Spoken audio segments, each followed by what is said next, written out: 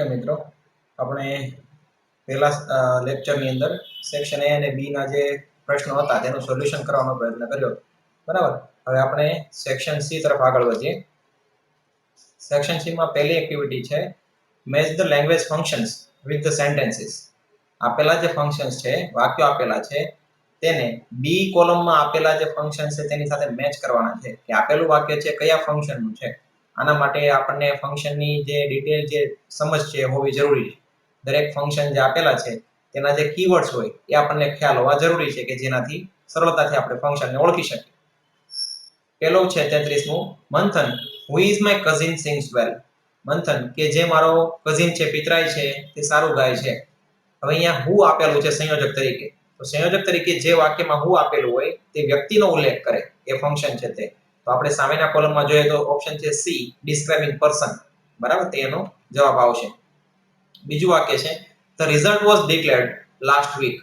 કે રિઝલ્ટ છે એ ગયા અઠવાડિયે છે ડિક્લેર કરવામાં આવ્યું, બરાબર. ત્યાં વોઝ ડિક્લેર્ડ છે, તો વોઝ ડિક્લેર્ડ છે એની પોસિબિલિટી એક તો લાસ્ટ વીક છે એટલે કે પાસ્ટ ટેન્સ ની અંદર આવી શકે, પાસ્ટ ઇવેન્ટમાં.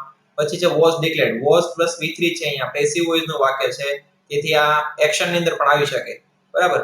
તેથી અહીંયા આપણે બે જવાબમાંથી કયો આપેલો છે, તો આપણને અહીંયા એક્શન આપેલું છે. લાસ્ટ વીક છે એટલે કે નથી સમય આપેલો કે નથી આપણને આપેલું છે પાસ્ટ ઇવેન્ટ, આપણને આપેલો છે ઓપ્શન ડી, ડિસ્ક્રાઇબિંગ એક્શન, કે તેનો જવાબ છે એ ઓપ્શન ડી આવશે. 35મું છે હુરા વી હેવ ગોટ ઇટ. કે જ્યારે આનંદનો જે ઉદ્ગાર છે, જ્યારે એ સમયે હુરા શબ્દનો ઉપયોગ આપણે કરીએ છીએ, બરાબર. તેથી આપણે એ સમયે વી હેવ ગોટ ઇટ કે અમે તે મેળવી શક્યા અથવા તો કઈ વસ્તુ અચીવ કરી છે એના માટેનો અહીંયા ઉલ્લેખ કરેલો છે. તો આપણી પાસે બે જ જવાબ બચેલા છે, નાઇસિટીઝ અને લોકેશન, બરાબર. તો આ શબ્દ શું દર્શાવે છે? શુભેચ્છા કે શિષ્ટાચાર દર્શાવે. તેથી એમાં આવશે જવાબ એ, નાઇસિટી. આગળ વધીએ.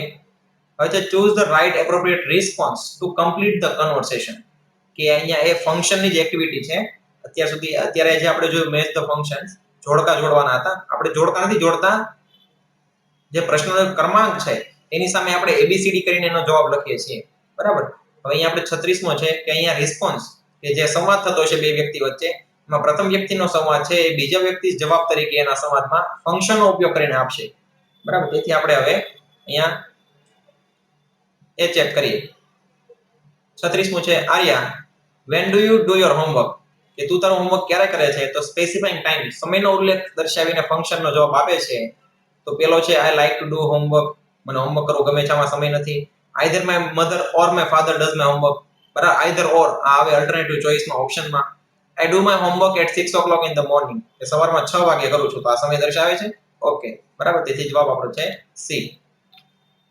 નેક્સ્ટ છે 37મું કે ભવ્યા કહે છે કે why do you get poor marks in maths. બરાબર, કે મેથ્સમાં આટલા પુઅર માર્ક્સ એટલે કે આટલા ઓછા માર્ક્સ શા માટે આવ્યા છે? તો મોન્ટીનો જવાબ આપશે એ રીઝન અને રિઝલ્ટ બંને દર્શાવે છે. રીઝન એટલે કારણ પણ આપશે, રિઝલ્ટ એટલે પરિણામ પણ આપશે, બરાબર. તો જે એક કહે છે maths is a very difficult subject, આમાં નથી રીઝન કે નથી પરિણામ. I get poor result because I don't like maths.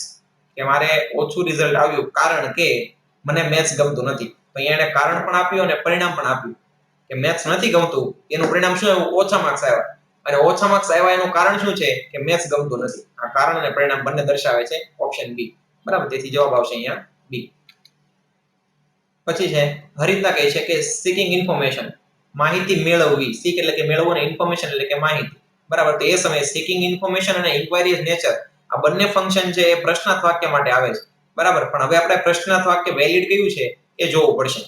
તો હરિતાએ કંઈક પેલો વાક્ય જે બોલ્યું છે એ સીકિંગ ઇન્ફોર્મેશન પ્રશ્ન પૂછ્યો છે, બરાબર. અને એના જવાબમાં સ્પંદન કહે છે it is near the bus station, કે તે બસ સ્ટેશન પાસે આવેલું છે. હવે નિયર શબ્દ શું દર્શાવે છે? આપણને લોકેશન કે કોઈ સ્થાન દર્શાવે, પ્લેસ દર્શાવે છે. તો સ્થાન જવાબ તરીકે મેળવવા માટે આપણે પ્રશ્ન WH માં શેનાથી પૂછીએ છીએ? વેર થી ને, બરાબર. વેર થી પ્રશ્ન પૂછેલા વાક્યમાં જવાબ તરીકે આપણને સ્થળ કે જગ્યા મળશે, લોકેશન મળશે. તો અહીંયા આપણે વેર થી બનેલો પ્રશ્ન કયો છે? C, where is the ATM. ATM ક્યાં છે? તો જવાબ તરીકે સ્પંદન કહી શકે it is near the bus station, કે તે બસ સ્ટેશનની નજીક છે. ઓકે, તેથી ઓપ્શન આવશે અહીંયા સી. હવે છે કમ્પ્લીટ ધ સેન્ટેન્સ. ફંક્શનની જ આ ત્રીજી એક્ટિવિટી છે. પહેલી એક્ટિવિટી આપણે જોઈ કે આઈડેન્ટિફાઈ ધ ફંક્શન અથવા તો મેચ ધ ફંક્શન, કે વાક્ય આપેલું છે કયા ફંક્શનનું છે ઓળખી બતાવો. પછી બીજી એક્ટિવિટી જોઈ કે રિસ્પોન્ડ ટુ ધ કન્વર્સેશન, બરાબર કે જે વાતચીત છે એના રિસ્પોન્ડ એનો પ્રત્યુત્તર છે ફંક્શન તરીકે તમે આપશો આખું વાક્ય. અને હવે અહીંયા છે કમ્પ્લીટ ધ સેન્ટેન્સ. ફંક્શનનું વાક્ય આપ્યું હશે પણ એ અધૂરું હશે. એ અધૂરા વાક્યને આપણે પૂર્ણ કરવાનું છે આપેલા ફંક્શનની મદદથી. બરાબર. તો જે 39મું છે remove the back cover of mobile, અને એ વાક્ય અધૂરું છે પૂર્ણ કરવાનું છે ડિસ્ક્રાઇબિંગ પ્રોસેસ થી. તો આપણને મિત્રો ખ્યાલ છે કે પ્રોસેસ ફંક્શન છે શું સૂચવે છે કે જે ક્રિયા છે એનો ઘટનાક્રમ, અને એ પણ કેવી રીતનો કે જે V1 થી શરૂ થતો હોય. V1 એટલે કે ક્રિયાપદના મૂળરૂપથી શરૂ થતા બે અથવા બે થી વધારે વાક્યો એ શું દર્શાવે છે પ્રોસેસ. અહીંયા પહેલું એક વાક્ય આપણને આપ્યું છે remove the back cover of mobile, કે મોબાઈલનું બેક કવર છે રિમૂવ દૂર કરો, રિમૂવ V1 છે. હવે બીજું V1 થી શરૂ થતું વાક્ય કયું છે તો જો અહીંયા for removing the battery, for છે એ V1 નથી. As your mobile is not working, as છે કારણ દર્શાવે, અહીંયા રીઝન નથી પૂછ્યું, પ્રોસેસ પૂછ્યું. ટેક આઉટ ધ બેટરી, બેટરીને બહાર કાઢો, તો ટેક V1 છે. બરાબર, તેથી આ જવાબ આવી શકે. એન્ડ ડી છે and you can find the battery, આપણે વચ્ચે એન્ડ મૂકવાનો નથી. અને વાક્યની શરૂઆત પણ છે યુ, સબ્જેક્ટથી થઈ છે, તેથી જવાબ આ પણ નહીં આવે. જવાબ કયો છે આપણો બી. બરાબર, કે take out the battery, battery બહાર કાઢો, V1 થી શરૂ થયો છે. પછી છે 40મું કે રુશિલ વિલ શોઈંગ અલ્ટરનેટિવ્સ છે. અલ્ટરનેટિવ એટલે શું થાય આઈધર ઓર કે નાઈધર નોર, વૈકલ્પિક પસંદગીના જે ફંક્શન છે એનો ઉપયોગ કરીને વાક્ય પૂર્ણ કરવાનું છે.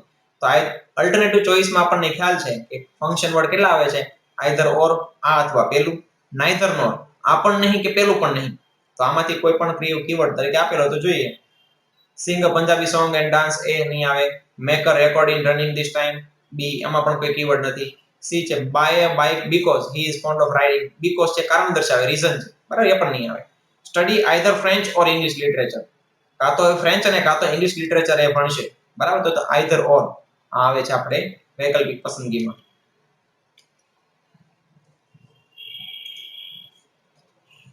તેથી ઓપ્શન તરીકે ડી આવશે.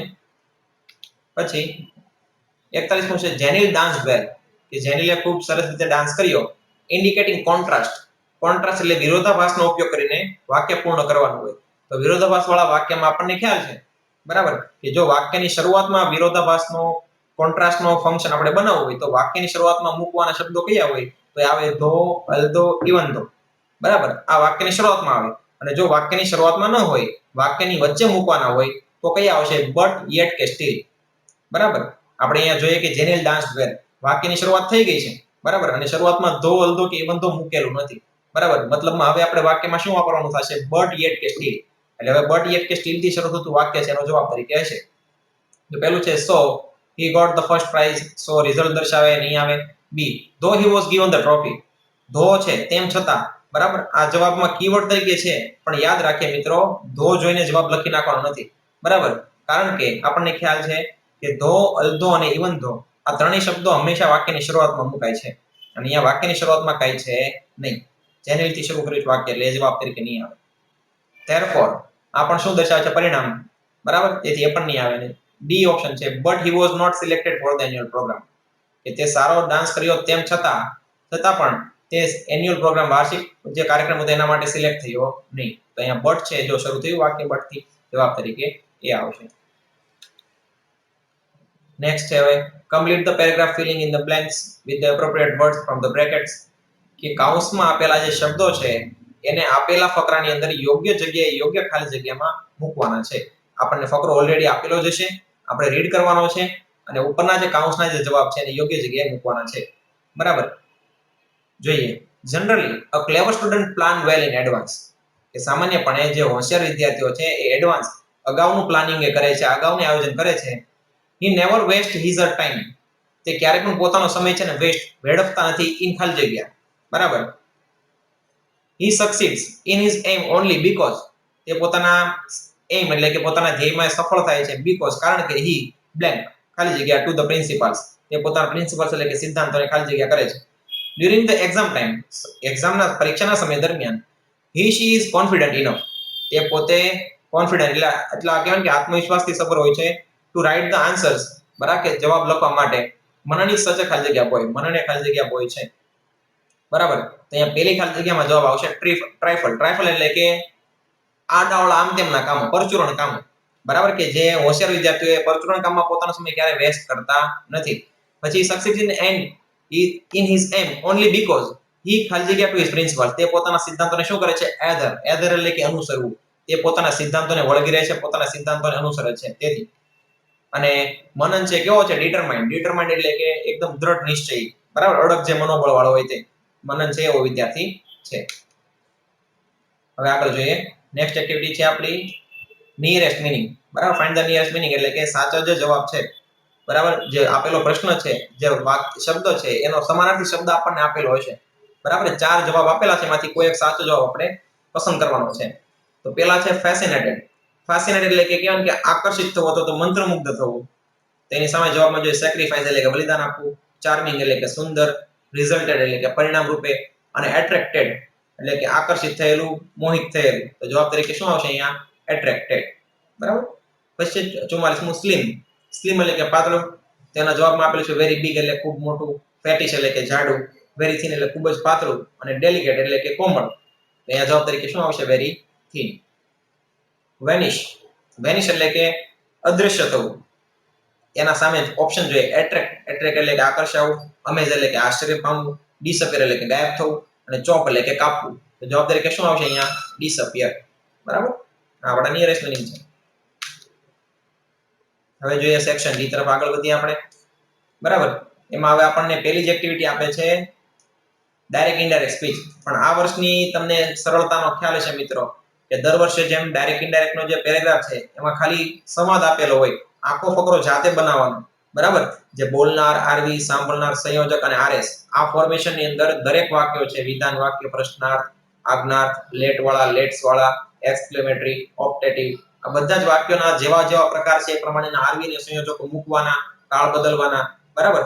આ બધી મગજમારીઓ કરવાની થતી હતી. પણ આ વર્ષે, બરાબર, તમારે એ આરામ છે, કારણ કે તમને ઓલરેડી આખો ફકરો છે જવાબ સોલ્યુશન કરીને આપી દીધો હશે. ફક્ત 3 જગ્યાએ ખાલી જગ્યા હશે, અને તે વાક્યના પ્રકારને આધારે એ ખાલી જગ્યાના તમને ઓપ્શન પણ આપેલા હશે. તમારે ખાલી પસંદ કરવાનો છે જવાબ, કે સાચો જવાબ કયો છે. તો જોઈએ. મહેક ખાલી જગ્યા Kartik, what he said about her performance, બરાબર.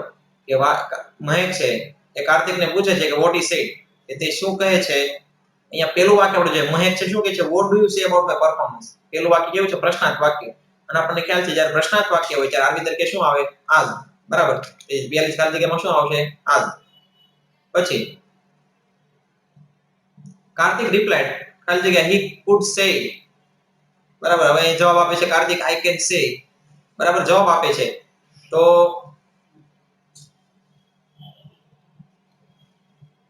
કાર્તિક રિપ્લાઇડ ધેટ, બરાબર. રિપ્લાઇડ એટલે કે જવાબ આપો. જ્યારે જવાબ આપવાનો હોય ત્યારે સંયોજક તરીકે શું આવે છે? ધેટ, બરાબર. વિધાન વાક્યમાં સંયોજક તરીકે આપણે શેનો ઉપયોગ કરીએ છીએ? ધેટ નો. તેથી અહીંયા that, Kartik replied that he could say she had done it gracefully. અને પછી છેલ્લે જવાબમાં શું છે? ટુડે. તો ટુડે નો આપણે ઇનડાયરેક્ટ સ્પીચમાં શું કરીએ છીએ? ધેટ ડે, બરાબર. તેથી પ્રીવિયસ ડે નહીં થાય, ધેટ ડે, બરાબર. મહેક થેન્ક કાર્તિક. એટલે આવી રીતે 3 ખાલી જગ્યામાં યોગ્ય જવાબ મૂકવાના છે, એટલે 2 માર્ક્સ છે, બરાબર, એ તમારા આવી જશે.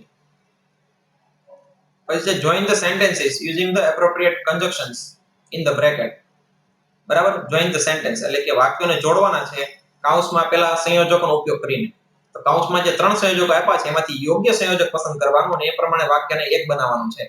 પેલું છે mister Khanna was busy. Mister Khanna છે વ્યસ્ત હતા. He did not pay attention to my request. તેને મારી રિક્વેસ્ટ હતી એને એટેન્શન એમાં ધ્યાન ન આપ્યું. વ્યસ્ત હોય તો એ કોઈ પણ વ્યક્તિ જવાબ ન આપી શકે ને, તેથી આમાં શું આવશે જવાબ તરીકે? સો. તો સો થી વાક્ય કેવું બનશે? Mister Khanna was busy so he did not pay attention to my request, બરાબર. આ રીતે વાક્ય જોડી દેવાનું છે, બરાબર. હવે અહીંયા એક વાતનું ધ્યાન રાખીએ કે જે 2 વાક્યમાં જે પૂર્ણ વિરામ હતા એ પૂર્ણ વિરામને આપણે દૂર કરવાના છે. એની જગ્યા સંયોજક લે છે અને વાક્યમાં એક જ પૂર્ણ વિરામ આવશે, કેમ કે હવે આખું વાક્ય એક થઈ ગયું. નેક્સ્ટ જોઈએ કે Rajiv is the salesman. Rajiv salesman છે. he comes to my office on every Wednesday, કે તે મારી ઓફિસ પર દરેક વેનસડે, દરેક બુધવારે છે આવે છે, બરાબર. રાજીવ છે સેલ્સમેન છે, કે જે અહીંયા વ્યક્તિનો ઉલ્લેખ છે, તેથી કે જે સંયોજક તરીકે આપણે બોલશું કે જે દર બુધવારે મારી ઓફિસ પર આવે છે. તો એમાં સંયોજક તરીકે આપણને આપેલ છે whom. whom એટલે શું થાય? કે જેને. whose એટલે કે જેનું માલિકી દર્શાવે, અને who એટલે કે જે વ્યક્તિ દર્શાવે. એ સંયોજક આપણે વાપરશું અહીંયા who. Rajiv is the salesman who comes to my office on every Wednesday, બરાબર. 48 છે. 49 છે my younger son will eat dabeli. he will eat sandwich. કે મારો જે નાનો પુત્ર છે એ દાબેલી ખાશે, તે સેન્ડવિચ ખાશે. હવે આપણે અહીંયા ઓપ્શન આપેલા છે, કાં તો તે દાબેલી ખાશે કાં તો સેન્ડવિચ ખાશે. તો જ્યારે ઓપ્શન આપવાના હોય બરાબર, ત્યારે આપણને ખ્યાલ છે આપણે અલ્ટરનેટિવ ચોઇસનો ઉપયોગ કરીએ છીએ. અને એમાં બે ફંક્શન હોય છે બરાબર. એક તો આઈધર ઓર, આ અથવા પેલું, બંને હકાર વિકલ્પો છે. અને બંને વિકલ્પો બંધ હોય એના માટે નાઈધર નોર, આ પણ નહીં કે પેલું પણ નહીં. અહીં આપણને હકાર વિકલ્પો આપેલા છે કે આ ખાશે અથવા તો પેલું, એના માટે આઈધર ઓર નો ઉપયોગ આપણે કરીશું. My younger son will eat either dabeli or sandwich. વધારાના શબ્દો છે મર્જ કરી નાખશું આપણે બરાબર.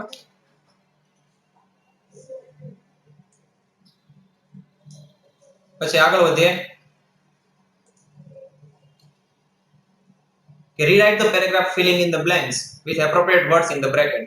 અહીંયા કરેક્ટિંગ એરર્સ જે છે બરાબર, એની એક્ટિવિટી આપણને આપેલી છે કે આપેલા વાક્યમાં જે ખોટો શબ્દ એની જગ્યાએ સાચો શબ્દ લખવાનો છે. પણ આ વસ્તુએ તમને સરળતા છે કે તમને 3 ઓપ્શન જ આપી દીધા હશે, એમાં તમારે સાચો જવાબ શોધીને લખવાનો. ધ ફોલોઈંગ ડે ખાલી જગ્યા sun came down to nearby river to swim. બરાબર, કે ખાલી જગ્યા સન એટલે કોઈ વ્યક્તિનો પુત્ર, કોઈ વ્યક્તિનો, જ્યારે નો ની નું ના શબ્દ માલિકી દર્શાવવાની આવે ત્યારે આપણે શેનો ઉપયોગ કરીએ છીએ? એપોસ્ટ્રોફી એસ નો. તેથી આ જે ઓપ્શન આપેલા છે એમાં કિંગ, કિંગ્સ અને કિંગ્સ. ત્રીજો ઓપ્શન છે કિંગ્સ બરાબર, એ રાજાઓ બહુવચન દર્શાવે. અને બીજો ઓપ્શન છે કિંગ્સ એટલે રાજાનો પુત્ર. તેથી અહીંયા કિંગ્સ જવાબ તરીકે આવશે, એપોસ્ટ્રોફી એસ વાળો કિંગ્સ. એ નદીમાં છે નીચે નાહવા માટે આવે છે. while he entered the water, જ્યારે તે પાણીમાં પ્રવેશે છે, જ્યારે તે પાણીમાં પ્રવેશે છે, the father crow sees the lovely gold necklace. father crow જે કાગડો છે શું કરે છે? લવલી ગોલ્ડ નેકલેસ, કે જે સુંદર જે સોનાનો જેનો હાર હતો, હાર છે અહીંયા વસ્તુ છે, તેથી સંયોજક તરીકે શું આવશે? which the prince had taken off, કે જે રાજકુમારે ઉતાર્યો હતો. તેથી અહીંયા સંયોજક તરીકે શું આવશે? આપણે અહીંયા which. બરાબર. ફોલોઈંગ ડે આગળના દિવસે જ્યારે રાજાનો જે પુત્ર છે came to nearby river, કે જ્યારે એ નદીમાં નાવા આવે છે. while he entered the water, જ્યારે તે, while નો મતલબ શું થાય? કે જ્યારે તે પાણીમાં પ્રવેશે છે, જે કાગડો હતો તે શું કરે છે? એ સુંદર સોનાનો જે નેકલેસ કે જે રાજકુમારે ઉતાર્યો તે તરત ઉપાડી લે. તેથી અહીંયા આવશે બીચ. હવે ડુ એસ ડાયરેક્ટેડ બરાબર, એમાં 51મું છે. The policeman asked the stranger some questions. The stranger did not reply any questions. The policeman held him by his collar. હવે અહીંયા શરૂઆત આપણને આપી છે begin like this માં. જવાબની શરૂઆત ઓલરેડી આપણને આપી દીધી છે. The stranger was asked some questions by the policeman. તો આ પેરેગ્રાફ શેમાં રૂપાંતર કરવાનો છે? પેસિવ વોઇસ માં. બરાબર, કેમ કે કર્મથી વાક્યની શરૂઆત થાય છે. કર્તા છે વાક્યના અંતે ગયો અને કર્મ શરૂઆતમાં આવ્યું, મતલબમાં આ કર્મણી વાક્ય છે, પેસિવ વોઇસ. પેલું વાક્ય થઈ ગયું છે. હવે આપણે બીજું વાક્ય જોઈએ કે the stranger did not reply any questions, કે જે સ્ટ્રેન્જર હતો, જે અજાણ્યો માણસ, એને કોઈ પણ સવાલના જવાબ આપ્યા નહીં. અહીંયા શું નથી આપ્યું? કોઈ પણ સવાલના જવાબ. તો અહીંયા આવશે એની questions.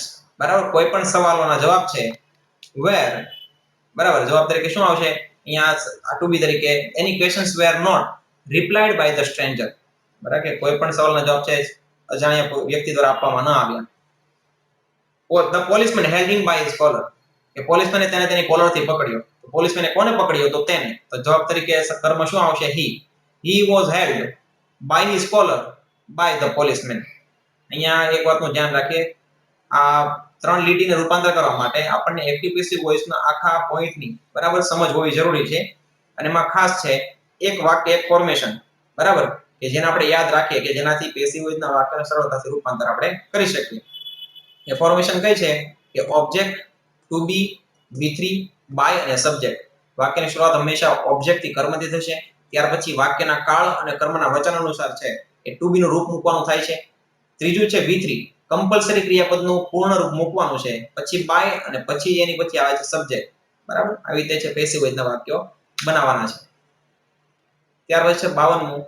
It is raining heavily. The rivers two were flowing dangerously. The boatmen are taking their boats to the bank.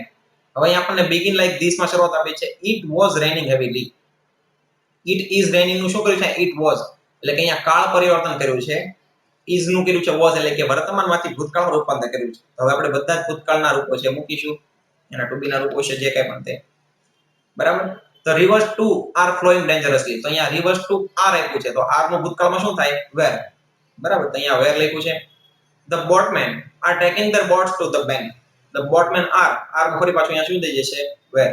બસ બીજા કોઈ ચેન્જ નથી. આ 3 જે લાલ અક્ષરના જે ચેન્જ છે એ જ આપણે કર્યા છે. આગળ વધીએ. સેક્શન ડી ની છેલ્લી એક્ટિવિટી છે કે select the questions to get the underlined word phrase as their answers. એમાં છે 53 Rahman can speak any language fluently. અહીંયા અંડરલાઇન છે એ આપેલી નથી, અહીંયા એક મિસ્ટેક છે, તો અહીંયા આપણે સમજીએ કે ફ્લુઅન્ટલી નીચે અંડરલાઇન છે, બરાબર, ફ્લુઅન્ટલી નીચે. તો રહેમાન છે કોઈ પણ ભાષા ખૂબ જ સરળતાથી બોલી શકે છે, તો ફ્લુઅન્ટલી શું થાય? સરળતાથી. તો કેવી રીતે? બરાબર, તો એના જવાબ તરીકે આવશે how. What can Rahman do? Rahman શું કરી શકે? How can Rahman speak any language? Rahman કોઈ પણ ભાષા કેવી રીતે બોલી શકે? તો ફ્લુઅન્ટલી. જવાબ તરીકે શું મળે છે આપણને? ફ્લુઅન્ટલી. બરાબર, તેથી એના જવાબમાં શું આવશે? બી. 54મું છે વિવેક has recently joined the gym for building his body. for building his body નીચે આપણે અંડરલાઈન કરીશું, બરાબર, જેથી આપણને ખ્યાલ આવશે કે વિવેકે જે જીમ જોઈન કર્યું છે તે શા માટે જોઈન કર્યું છે? તો ફોર બિલ્ડિંગ હિઝ બોડી, તેને શરીર છે ને બનાવવા માટે, એનું શરીર છે ને ફિટ, સ્વસ્થ કરવા, તંદુરસ્ત બનાવવા માટે. તેથી ફોર બિલ્ડિંગ હિઝ બોડી. શા માટે? તો શા માટે એટલે why થી પ્રશ્ન બનતો હોય. જવાબ તરીકે શું આવશે? why has Vivek joined the gym? વિવેકે જીમ જોઈન શા માટે કર્યું છે? તો for building his body. The cook added a little red chili powder in the sauce. કે કુક રસોઈયો હતો એને થોડો ચીલી પાવડર છે એટલે કે મરચું છે, થોડું મરચું છે એ સોસની અંદર ઉમેર્યું. બરાબર, તો અહીંયા લિટલ ની નીચે અંડરલાઈન કરીશું. હવે લિટલ છે, મરચું છે, શું છે? પદાર્થ છે, અને પદાર્થને આપણે ગણી ન શકીએ, શું કરવું પડે? માપવું પડે.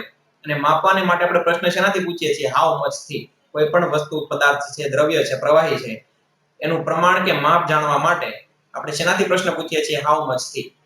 તેથી અહીંયા જવાબ તરીકે શું આવશે? How much red chilli powder did the cook add in the sauce. કે રસોઈયાએ સોસની અંદર કેટલું મરચું પાવડર છે એડ કર્યું? તો જવાબ તરીકે શું આવશે? લિટર, એટલે કે થોડું. અહીંયા આપણું સેક્શન ડી પૂર્ણ થાય છે. હવે પછી આપણે સેક્શન ઈ ની શરૂઆત છે એ હવે પછીના લેક્ચરમાં આપણે જોઈશું કે નિબંધ છે, ઈમેલ છે, રિપોર્ટ છે અને પિક્ચર ડિસ્ક્રિપ્શન આ કઈ રીતે લખી શકાય કે જેનાથી અસરકારક રીતે આપણે એને રજૂ કરી શકીએ અને સારામાં સારા માર્ક્સ મેળવી શકીએ. ઓકે.